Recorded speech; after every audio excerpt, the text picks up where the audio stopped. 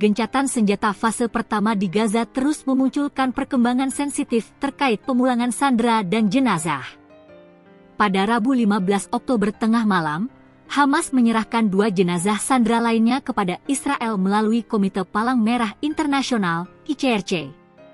Yang paling penting, sayap bersenjata Hamas, Brigade Ezzedine Al-Qassam, kini mengeluarkan pernyataan yang mengklaim bahwa mereka telah menyerahkan semua jenazah sandera yang dapat ditemukan sejauh ini.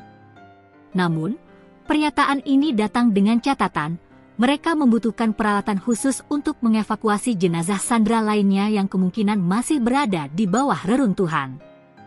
Mari kita lihat detail kesepakatan 48 sandera yang harus diserahkan, identitas jenazah yang baru dipulangkan, dan mengapa tantangan evakuasi jenazah dari reruntuhan Gaza menjadi isu krusial dalam perjanjian ini.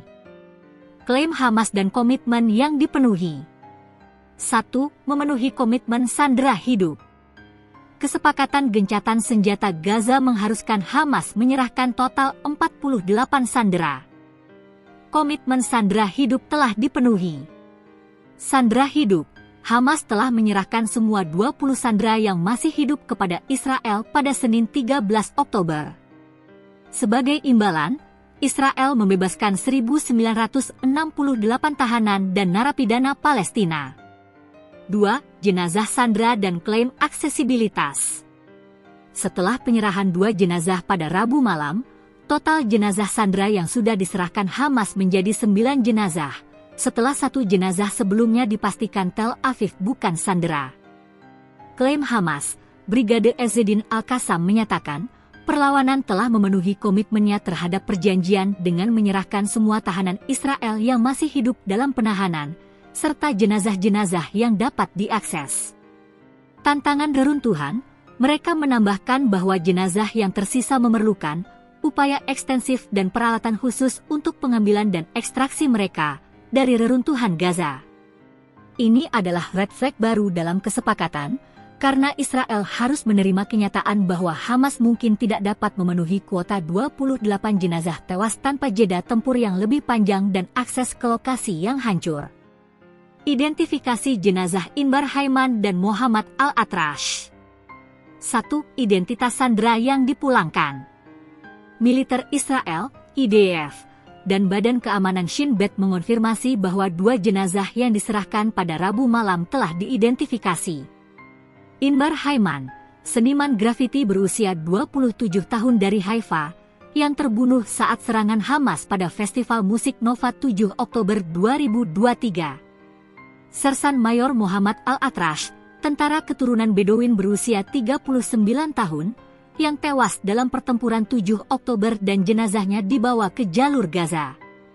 2. Tuntutan Israel dan ancaman perang.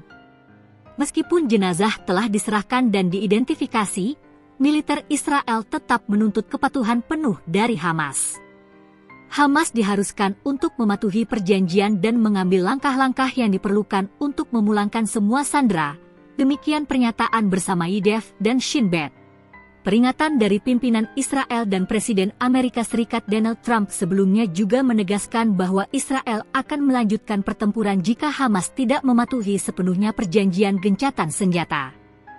Klaim Hamas bahwa mereka telah menyerahkan semua jenazah yang dapat diakses menempatkan bola di lapangan Israel.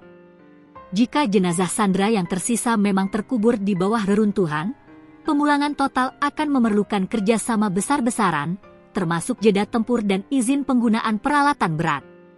Isu jenazah sandera yang belum ditemukan kini menjadi simbol tantangan teknis dan politis dari gencatan senjata yang disepakati. Kegagalan untuk memulangkan semua jenazah, baik hidup maupun tewas, akan menjadi alasan yang sah bagi Israel untuk mengakhiri kesepakatan damai ini. Menurut Anda, apakah alasan Hamas mengenai kesulitan evakuasi jenazah dari reruntuhan dapat diterima? Ataukah Israel berhak menuntut pemulangan seluruh 28 jenazah tewas sesuai perjanjian? Sampaikan analisis dan pandangan Anda di kolom komentar di bawah.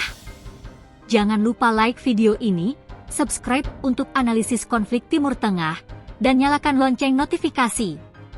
Sampai jumpa di video berikutnya.